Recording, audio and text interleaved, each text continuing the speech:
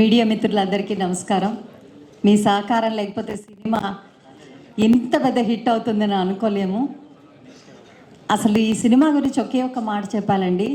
సంతోషం సినిమా చేశారు నాగ్ సార్తో. అది ఎంత బ్లాక్ బస్టర్ మీకు తెలుసు. ఇన్ని సంవత్సరాల తర్వాత ఈ సినిమా నేను పనిచేయడానికి అవకాశం కల్పించిన మా ప్రొడ్యూసర్ శ్రీన్ గారు అండ్ విజయ్ గారు అండ్ అందరు టీం అందరికీ మరొక్కసారి థ్యాంక్ యూ చెప్పుకుంటున్నాను.